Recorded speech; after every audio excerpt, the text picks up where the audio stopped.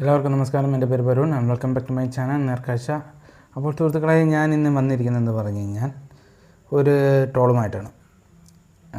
ആരെക്കുറിച്ചാണ് എന്തിനെക്കുറിച്ചാണ് എന്നെല്ലാം അറിയുന്നതിന് മുമ്പേ ആദ്യമായിട്ടാണ് എൻ്റെ ചാനൽ കാണുന്നതെങ്കിൽ ഒന്ന് സബ്സ്ക്രൈബ് ചെയ്യുക. അടുത്ത് കാണുന്ന ബെല്ലൈക്കൺ കൂടി അമർത്തുകയാണെങ്കിൽ ഞാനിടുന്ന ഓരോ കണ്ടൻറ്റും നിങ്ങൾക്ക് നോട്ടിഫിക്കേഷനായിട്ട് ലഭിക്കുന്നതായിരിക്കും.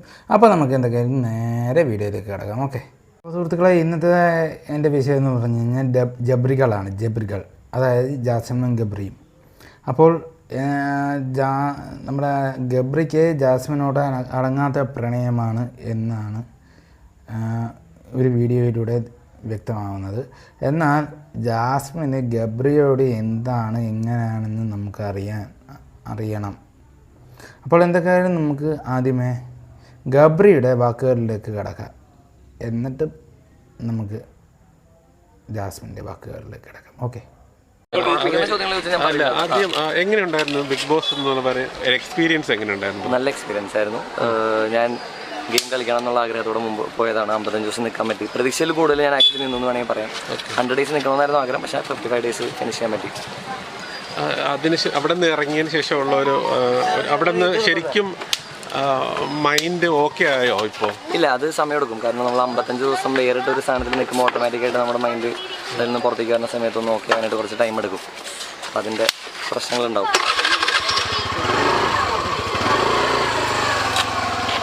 ശരിക്കും ഗബ്രി ഇപ്പോൾ ഔട്ടാവേണ്ട ആളല്ല എന്ന് തോന്നിയത് അതില്ല. ഞാൻ അങ്ങനെ എനിക്ക് തോന്നിയിട്ട് കാര്യമില്ലല്ലോ, അത് പ്രേക്ഷകർക്ക് തോന്നിയാലല്ല അതിൽ കാര്യമുള്ളൂ. അതായത് ഞാൻ പവർ റൂമിൽ നിന്ന് ഇറങ്ങിയത് പ്രേക്ഷക വിധി തേടിയിട്ടാണ്. പ്രേക്ഷക വിധിയിലാണ് ഞാൻ ഔട്ടായത്. അപ്പോൾ ഓബിയസ്ലി അത് പ്രേക്ഷക വിധിയാണ്. അല്ല, ശരിക്കും എല്ലാവരും പറയണേ ഗബ്രി കുറച്ച് കളിക്കുന്ന ആളായിരുന്നു. കളിക്കുന്നവർ ഇനി ഉണ്ടായിരുന്നു, പക്ഷേ കുഴപ്പമില്ല. അത് നമുക്ക് വിധിയല്ലേ, നമുക്കൊന്നും ചെയ്യാൻ പറ്റില്ലല്ലോ. പിന്നെ ഏറ്റവും കുറച്ച് ഈ ജാസ്മിനായിട്ടുള്ള ഇതുണ്ടല്ലോ, അതിനെക്കുറിച്ച് എനിക്കിപ്പോൾ സംസാരിക്കാൻ പറ്റില്ല. അത് കോൺട്രാക്ട് എനിക്കിനി അവരുടെ ഇതെല്ലാം കഴിഞ്ഞിട്ട് അതിനെക്കുറിച്ച് ഡീറ്റെയിൽ ആയിട്ട് പറയാൻ പറ്റും. അല്ല, ഈ നമുക്ക് വേറൊരു ദിവസം എന്തായാലും ഒരു ഇന്റർവ്യൂ പോലെ ജാസ്മിൻ ഒരുപാട് കരയും കാര്യങ്ങളും പേര് പറഞ്ഞില്ല എന്നൊക്കെ പറഞ്ഞിട്ട് ഭയങ്കര അത് ഞാൻ വിട്ടുപോയതാ. സത്യം പറഞ്ഞാൽ മറന്നുപോയതാ. ആ സമയത്ത് ലാരൻ്റെ കൂടെ നിൽക്കുന്ന സമയത്ത് എന്താ ചെയ്യേണ്ടതെന്ന് അറിയാത്തൊരവസ്ഥ വന്നിട്ട് പെട്ടെന്ന് ബാക്കി എല്ലാവരും പേരൊന്നും പറയണമെന്ന് വിചാരിച്ചിട്ട് പറഞ്ഞതല്ല. ഒരാളുടെ പേര് പറയുമ്പോൾ ബാക്കിയുള്ളവർക്ക് വിഷമമുണ്ടല്ലോ എന്ന് വിചാരിച്ചിട്ട് ബാക്കി എല്ലാവരും പേര് പറഞ്ഞു. അതിനിടയ്ക്ക് വിട്ടുപോയതാണ്. ഈ സിബിൻ്റെ കേസ് കണ്ടൂടാ. ഞാൻ ഇതിൻ്റെ ഒരു സാധനം പുറത്തിറങ്ങിയിട്ട് അപ്ഡേറ്റ് നോക്കിയിട്ടില്ല. ഇപ്പം അതേ ഞാൻ എയർപോർട്ടിൽ നിന്ന് വന്നു, കുളിച്ചു, നേരെ ഇവിടെ വന്നു, എന്തെങ്കിലും ഭക്ഷണം കഴിക്കാൻ പോകും. അത് കഴിഞ്ഞാൽ വീട്ടിൽ പോയി കിടന്ന് ഉറങ്ങണം. സോഷ്യൽ മീഡിയയിൽ വന്ന ട്രോളുകളും കാര്യങ്ങളൊന്നും കണ്ടില്ലേ? കുറച്ചൊക്കെ. ഇല്ല, വിഷമം അത് എനിക്ക് ഇതിൻ്റെ നെഗറ്റീവും പോസിറ്റീവ് സൈഡുകൾ ആദ്യമേ മനസ്സിലാക്കിക്കൊണ്ട് തന്നെയാണ് ഞാൻ ഈ ഗെയിമിലേക്ക് ഇറങ്ങിയത്. അപ്പോൾ എൻ്റെ ആവശ്യം ആളുകളിലേക്ക് എൻ്റെ ഫേസ് എത്തിക്കുക, അതായത് കേരളത്തിലെല്ലാവരും എന്നെ അറിയാമെന്നുള്ളതായിരുന്നു. അത് ഞാൻ നേടിയെന്നാണ് എൻ്റെ വിശ്വാസം.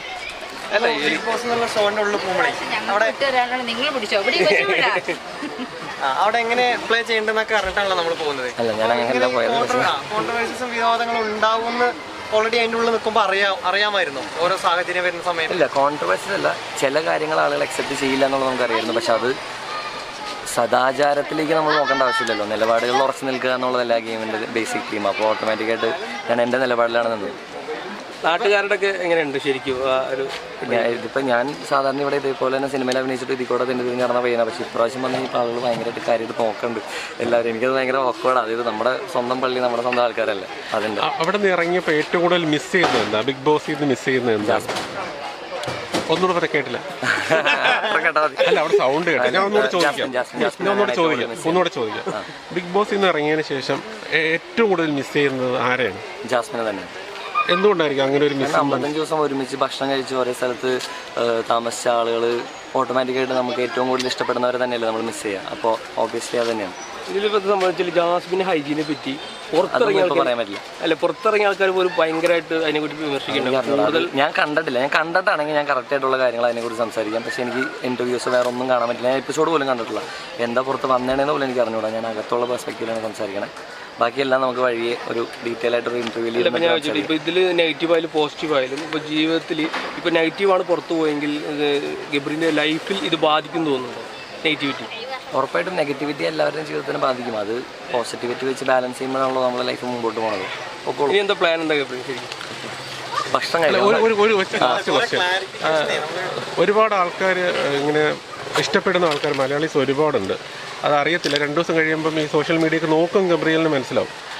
അപ്പോൾ ശരിക്കും ഈ പ്രണയം എന്നതിനെക്കുറിച്ച് ഗബ്രിയേൽ എന്ന പേഴ്സൺ എന്താണ് അഭിപ്രായം? അത് പറയാൻ പറ്റില്ല. മാനസികാവസ്ഥയിലല്ല ഇപ്പം ഞാൻ ഉറങ്ങിയിട്ടില്ല, ഭയങ്കര ടയർഡാണ്. ഞാൻ ഇപ്പോൾ ജസ്റ്റ് ഭക്ഷണം കഴിക്കാൻ വേണ്ടിയിട്ട് പള്ളിയിൽ പ്രാർത്ഥിക്കാൻ എനിക്ക് കുറേ നാളായിട്ട് അവൻ്റെ ബിഗ് ബോസിൻ്റെ അകത്ത് നിൽക്കുമ്പോൾ നമുക്ക് പ്രാർത്ഥന അല്ലെങ്കിൽ നമുക്ക് പള്ളിയിൽ പോകാൻ ആഗ്രഹം. ആ ആഗ്രഹത്തിനെ ബേസ് ചെയ്തിട്ടാണ് ഞാനിപ്പോൾ ഇവിടെ വന്നത്, അല്ലെങ്കിൽ ഞാൻ ഇന്നിവിടെ വരില്ലായിരുന്നു. ഞാൻ ഭയങ്കര ടയർഡാണ്. ഇന്നലെ ഉറങ്ങിയിട്ടില്ല, ഇന്നും ഉറങ്ങിയിട്ടില്ല. ജസ്റ്റ് ഇവിടെ വന്നിട്ട് പ്രാർത്ഥിച്ചിട്ട് ഭക്ഷണം കഴിച്ച് പോകണം എന്നുള്ള മൈൻഡിലാണ് വന്നത്. തിരിച്ചു പോകണമെന്നുള്ള ആഗ്രഹമുണ്ടോ? ഉറപ്പായിട്ടും 100 ദിവസം നിൽക്കാൻ പറ്റുമെങ്കിൽ 100 ദിവസം അതിൻ്റെ അത് നിൽക്കണം തന്നെയാണ്. ഇനി ഒരു ഫണ്ടി ക്വസ്റ്റ്യൻ കൂടെ 100 ദിവസം ആണ് നമ്മൾ പ്ലാൻ ചെയ്ത് പോയത്. വെറും 2 പെട്ടികളായിരുന്നു എയർപോർട്ടിൽ നിന്ന് വന്നപ്പോൾ കയ്യിലുണ്ടായിരുന്നു. ഒരു പെട്ടി ഉണ്ടായിരുന്നുള്ളൂ ആക്ച്വലി. ഞാൻ വീടിൻ്റെ അകത്ത് പോയി കഴിഞ്ഞാൽ അപ്പോൾ ബാക്കിയൊക്കെ എങ്ങനെയാണ്? ബാക്കിയെല്ലാം ഞാൻ റിപ്പീറ്റ് ചെയ്ത് ഉപയോഗിച്ചിരുന്നത്. എനിക്ക് അങ്ങനെ മറ്റേ പോലെ കോസ്റ്റ്യൂം അങ്ങനത്തെ പരിപാടി ഇല്ല. ഞാൻ വീണ്ടും വീണ്ടും ഉപയോഗിച്ച് തന്നെ ഉപയോഗിക്കായിരുന്നു. അതുകൊണ്ട് അങ്ങനത്തെ പ്രശ്നമില്ല. അത് നിങ്ങൾ കണ്ടിട്ടുണ്ടാവുമല്ലോ, ഞാനിട്ട ഒരു ഈശോന്റെ പോലത്തെ ഒരു ടീഷർട്ട് ഇനി ഇട്ട് കഴിഞ്ഞാൽ അത് കത്തിച്ചാളെന്ന് പറഞ്ഞുകൊണ്ടാണ് അത് ഞാൻ നിർത്തിയത്. അല്ലെങ്കിൽ അത് ഞാനൊരു 6 വർഷം ശരിക്കും ട്രോളായിട്ട് വാഴകൾ എത്ര ഉണ്ടെന്നൊക്കെ ചോദിക്കുന്ന സമയത്താണ്. അല്ല, ആ സമയത്ത് ഗബ്രിന്റെ ഫേസ് ഒക്കെ കാണിച്ചിട്ടുണ്ട്. നല്ല വാഴ വളരെ ഔഷധ ഗുണമുള്ളൊരു പ്ലാന്റ് അല്ലേ. ശരി, ലാസ്റ്റ് വെച്ച് അവിടെ ഉള്ള ഇപ്പോൾ കപ്പടിക്കാൻ കഴിവുള്ളത് ആരെന്ന് തോന്നുന്നു? ജാസ്മിൻ അടിക്കും, ഉറപ്പ് അടിക്കട്ടെ. ഓക്കെ. അവിടെ വാഴകൾ വല്ലതും ഉണ്ടോ ഇപ്പോൾ നിലവിൽ? 9 ഉണ്ട്.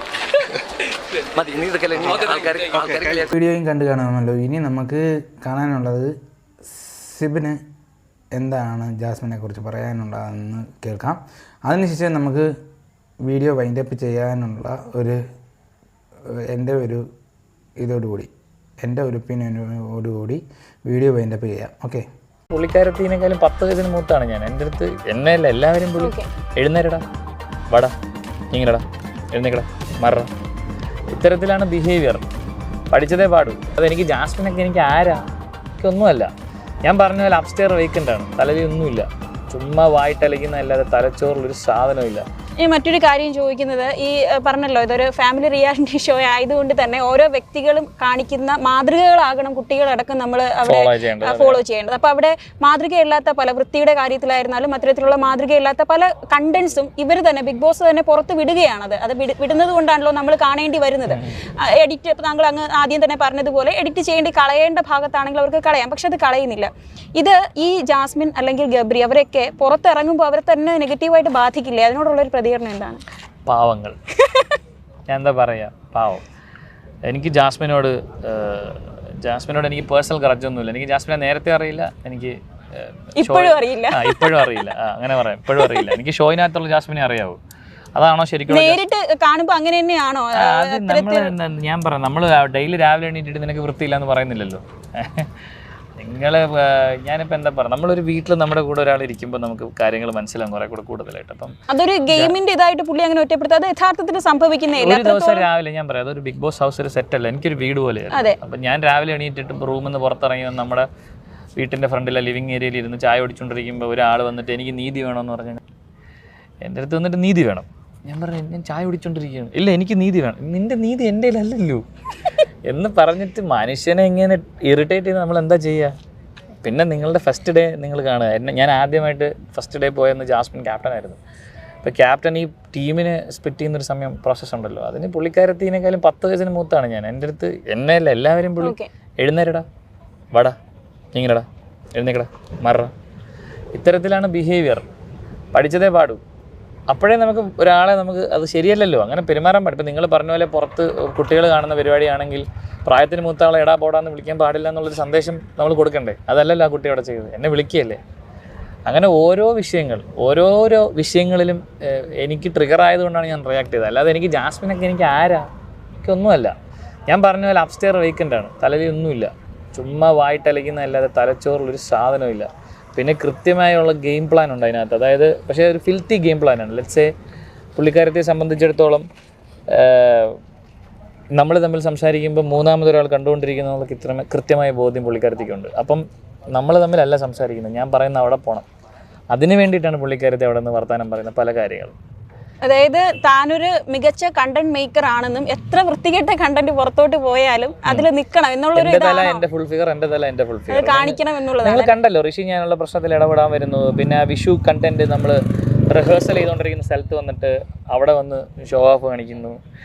ഇതൊക്കെ നമ്മൾ കാണുന്നതല്ലേ. എല്ലാത്തിലും ഇടപെടണം. ഇപ്പം ജാനു വന്ന് ഒരു വളരെ പൊളൈറ്റായിട്ട് എല്ലാവരോടും കൈകൂപ്പി. ഞാൻ ഈ ഈ ആംഗ്യം കാണിക്കാനുണ്ടായ സാഹചര്യമാണ് ഞാൻ പറയുന്നത്. ഒരു പാവപ്പെട്ട ഒരു വിഷമം കൊണ്ടൊരു സ്ത്രീ വന്ന് പറയുകയാണ്, എന്നെ ഒരാളിങ്ങനെ വിളിച്ചു, അതാരെന്ന് ഞാൻ പറയുന്നില്ല, അതാരാണെന്ന് എനിക്കറിയാം കേട്ടോ, അത് പറയാതിരുന്നത് നന്നായി. കാര്യം അവനൊരു സോഷ്യൽ മീഡിയ ആക്രമണം ഉണ്ടാവാതിരിക്കാനാണ് അവരത് പറഞ്ഞത്. ഇനി ദേവിയത് അങ്ങനെ വിളിക്കരുത് എന്ന് അത് പറഞ്ഞ വിഷയം ഒഴിവാക്കാൻ ശ്രമിക്കുമ്പോൾ അതാരെന്ന് എനിക്കറിയണം, അത് നിങ്ങൾ എന്നെ നോക്കിയെന്ന് പറഞ്ഞു. അവരെല്ലാവരും നോക്കിയപ്പോൾ നിന്നെ നോക്കി. അപ്പോൾ അവിടെ ഉള്ളതും ഇല്ലാത്ത എല്ലാത്തിലും പോയി എല്ലാം അവള് ബിഗ് ബോസിന്റെ അമ്മയാവണം അവർക്ക്. അത്തരത്തിലുള്ള കാര്യങ്ങളൊക്കെ ഉണ്ടാകുന്നു. അതിനപ്പുറത്തേക്ക് മറ്റൊരു കാര്യം, അതായത് ഈ ജാസ്മിൻ ഗബ്രി പോലുള്ള ഒരു ജോഡികൾ, അവരുടെ റിയൽ പ്രണയമാണോ അല്ല എന്നൊന്നും നമുക്കറിയില്ല. ഇവർ പുറത്തേക്ക് നൽകുന്ന കണ്ടന്റ് ശരിയാണ് എന്ന് നേരിട്ട് അവരോടൊപ്പം നിന്നപ്പോൾ തോന്നിയിരുന്നോ? അല്ല, അവര് അവിടെ ഫേക്കാണ് കാണിക്കുന്നതെന്ന് ഞാൻ ഷോയിൽ തന്നെ പറഞ്ഞിട്ടുണ്ട്. അവരുടെ ലവിനെ കുറിച്ചുള്ള ഒരു ആഴത്തിലുള്ള ഒരു ബന്ധമല്ല. എന്റെ പ്രശ്നം അവിടെയാണ്. അതായത് ഒരു പരിപാടി നടക്കുമ്പോൾ ഒരു സിംഗിങ് റിയാലിറ്റി ഷോ ആവട്ടെ, ഡാൻസിങ് റിയാലിറ്റി ഷോ ആവട്ടെ, എന്ത് പരിപാടിയാണ് നടക്കുന്നതെങ്കിലും അത് കാണുന്ന പ്രേക്ഷകർക്ക് എന്തെങ്കിലും കിട്ടണം ആ ഷോയിൽ നിന്ന്. ഒന്നുകിൽ ആനന്ദം, അല്ലെങ്കിൽ അത് ഒരു എഡ്യൂക്കേഷൻ, അങ്ങനെ എന്തെങ്കിലും ഇൻഫോർമേറ്റീവ് ആയിരിക്കണം, അല്ലെങ്കിൽ എന്റർടൈൻഡ് ആയിരിക്കണം. അപ്പം ഞാൻ ഇതിനുള്ള ഉത്തരം ഞാനൊരു വേറൊരു രീതിയിൽ പറയാം. കാര്യം എനിക്ക് ഡയറക്റ്റായിട്ട് ഉത്തരം പറയാനുള്ള പരിമിതികൾ ഉള്ളതുകൊണ്ട് ഞാനൊരു ഉത്തരം പറയാം. ഞാൻ വരുന്നതിന് തൊട്ട് മുന്നേ നടന്ന ഒരു ബിഗ് ബോസ് ഷോ ഉണ്ടല്ലോ, അതെന്താണെന്ന് അറിയാമല്ലോ, ഇപ്പം നിങ്ങൾ പറഞ്ഞ രീതിയിലുള്ളൊരു ഷോ. പിന്നെ ഞങ്ങളുടെ വൈൽഡ് കാർഡ് എൻട്രികൾക്ക് ശേഷമുള്ള ഒരു ബിഗ് ബോസ് ഷോ, തീർച്ചയായും അതും ഒരു വ്യത്യാസം നിങ്ങൾ കണ്ടു. ഇപ്പം ഞങ്ങൾ പുറത്തേക്ക് വന്നതിന് ശേഷം നിങ്ങൾ നേരത്തെ കണ്ടതല്ലേ ഇപ്പോഴും നടക്കുന്നത്. അപ്പോൾ അവർക്ക് എന്താണ് വേണ്ടതെന്ന് നിങ്ങൾക്ക് കൃത്യമായ ബോധ്യം കിട്ടിയില്ല. അവരെന്താണ് വെളിയിലേക്ക് വിടാൻ ആഗ്രഹിക്കുന്നത് നിങ്ങൾക്ക് മനസ്സിലായി. നമ്മൾ ഗെയിമിലേക്ക് കോൺസെൻട്രേറ്റ് ചെയ്യുക. അതായത് ഇപ്പം നമുക്ക് അവിടെ ഒരു പവർ റൂം അല്ലെങ്കിൽ ഒരു ടണൽ, ഇങ്ങനത്തെ ഒരു ചലഞ്ച്, ഇതിൻ്റെയൊക്കെ ഒരു കോൺസെപ്റ്റ് ഉൾക്കൊള്ളണം. അല്ലാതെ പവർ റൂമിന് സർവാധികാരം കൊടുത്തിരിക്കുന്നത് സ്കൂളിൽ PT മീറ്റിംഗ് നടത്താനോ അല്ലെങ്കിൽ അസംബ്ലി നടത്താനോ അല്ലെങ്കിൽ കൈവിരിച്ച് നടത്താനോ അല്ല. അതിനൊരു ഷോയ്ക്കൊരു നീതിയുണ്ട്, അതെന്താണെന്ന് മനസ്സിലാക്കണം. അപ്പം നമ്മളത് ഓരോന്നായിട്ട് എക്സ്പ്ലോർ ചെയ്തുകൊണ്ടിരിക്കുകയായിരുന്നു. ഇപ്പം ഒന്ന് ഡെൻ റൂം പൂട്ടാനും തുറക്കാനുള്ള പവർ നമ്മുടേതാണ്. ഇനി തുടർന്നും കുറേ പ്ലാനുകൾ നമ്മുടെ കയ്യിലുണ്ടായിരുന്നു നടത്തി കൊണ്ടുപോകാൻ. അത്തരത്തിലേക്ക് ഷോയിനെ കൊണ്ടുപോകാനാണ് ഞാൻ ആഗ്രഹിച്ചത്. നമ്മളൊരിക്കലും ഈ പറഞ്ഞ പ്രേമത്തിലും, ഞാൻ പറഞ്ഞ എൻ്റെ ഭാഷയിൽ പറഞ്ഞ ചളി ചവിട്ടി നിൽക്കരുത്. അത് ചളി കാലിപ്പറ്റിയ കഴുകി കളഞ്ഞിട്ട് മുമ്പോട്ട് പോവുക. പിന്നെ നിങ്ങളൊന്ന് കാര്യം ശ്രദ്ധിച്ചാൽ മതി, അവിടെ വാഴത്തോപ്പിൽ ഞാൻ ഉള്ള സമയത്ത് പ്രണയം നടന്നിട്ടില്ല, കുറവാണ്, ഞാൻ നടക്കാൻ സമ്മതിച്ചിട്ടില്ല. തീർച്ചയായും കുറച്ച് പേരൊക്കെ അങ്ങ് ഒതുങ്ങിയിരിക്കുന്നതാണ് കണ്ടത്. ഇല്ല, നമ്മളിപ്പോൾ ഋഷിയാണെങ്കിലും ഋഷിയൊക്കെ ഇറങ്ങിയില്ലേ, ഋഷിയൊക്കെ വെളിയിലോട്ട് ചാടി ഇറങ്ങി അവൻ്റെ പരിപാടികളൊക്കെ ഉഷാറായിട്ട് ചെയ്യാൻ തുടങ്ങി. പലരിലെയും ഒരു ഗെയിമറിനെ പുറത്തേക്ക് കൊണ്ടുവന്ന ഒരു വ്യക്തിയായി കൂടി സിബിനെ വിലയിരുത്തുന്നുണ്ട്. അതിനോടുള്ളൊരു അല്ല, ഞാൻ അങ്ങനെ ഒരു എൻ്റെ ആദ്യത്തെ ദിവസം 2 ദിവസം അനലൈസിങ് ഡേ ആയിരുന്നു എനിക്ക്. എവിടെ കുത്തിയ സൗണ്ട് കേൾക്കുമെന്ന് ഞാൻ നോക്കുമായിരുന്നു. അപ്പോൾ എനിക്ക് മനസ്സിലായി അവിടെ കുത്താൻ ഏറ്റവും എളുപ്പമുള്ളത് പെട്ടെന്ന് ഇമോഷണൽ ആവുന്നതും ഋഷിയാണെന്ന്. മനഃപൂർവ്വം ചെയ്ത അദ്ദേഹത്തിന്റെ ഗെയിം പുറത്തേക്ക് കൊണ്ടുവരാൻ. അതെ, അതായത് ഋഷി 2 കാര്യങ്ങൾ നടക്കും. ഒന്ന്, ഞാൻ ഋഷിയെ കുത്തിയ ഋഷി പുറത്തേക്ക് ചാടും. ഋഷി പുറത്തേക്ക് ചാടുമ്പോൾ ആവശ്യമില്ലാതെ വള്ളികൾ പിടിക്കുന്ന ആരൊക്കെയാണ്, കണ്ടന്റിന് വേണ്ടി ശ്രമിക്കുന്ന ആരൊക്കെയാണ്, സ്പേസ് ഉണ്ടാക്കാൻ മനഃപൂർവ്വം ശ്രമിക്കുന്ന ആരൊക്കെയാണ്, ഇങ്ങനത്തെ ഒരുപാട് കാര്യങ്ങൾക്ക് എനിക്ക് ഉത്തരം കിട്ടും. അതിനുവേണ്ടി ചെയ്തതാണ്. അത് കിട്ടി കൃത്യമായിട്ട്. ഋഷി ഞാനുള്ള പ്രശ്നത്തിൽ ആരൊക്കെയാണ് കണ്ടന്റിന് ട്രൈ ചെയ്തത്. അപ്പോൾ എന്തൊക്കെയായാലും ഇത്രയേ ഉള്ളൂ എൻ്റെ ഈ ചെറിയൊരു വീഡിയോ. അപ്പോൾ എന്തൊക്കെയായാലും ഗബ്രിയെ ജാസ്മിൻ നല്ല രീതിക്ക് തേച്ച് കളഞ്ഞു, ഇത്രയേ ഉള്ളൂ. നല്ലൊരു തേപ്പുകാരിയാണ് പുള്ളിക്കാരി, നല്ലൊരു തേപ്പുകാരിയാണ്. ഇനി ആരെയൊക്കെ തേക്കുമെന്നോ എവിടെയൊക്കെ തേക്കുമെന്നോ ഇനി കണ്ടറിയണം. അപ്പോൾ എൻ്റെ ഈ വീഡിയോ ഇഷ്ടപ്പെടുകയാണെങ്കിൽ ഒന്ന് ലൈക്ക് ചെയ്യുക, കമൻറ്റ് ചെയ്യുക, ഷെയർ ചെയ്യുക. എൻ്റെ ചാനൽ ആദ്യമായിട്ട് കാണുന്നവരാണെങ്കിൽ ഒന്ന് സബ്സ്ക്രൈബ് ചെയ്യുക. അടുത്ത് കാണുന്ന ബെല്ലൈക്കൺ കൂടി അമർത്തുകയാണെങ്കിൽ ഞാൻ ഇടുന്ന ഓരോ വീഡിയോയും നിങ്ങൾക്ക് നോട്ടിഫിക്കേഷൻ ആയിട്ട് ലഭിക്കുന്നതായിരിക്കും. അപ്പോൾ പുതിയൊരു കണ്ടൻറ്റുമായി കാണുമ്പോഴേക്കും ഗുഡ് ബൈ ഫ്രം നീൽക്കാഴ്ച.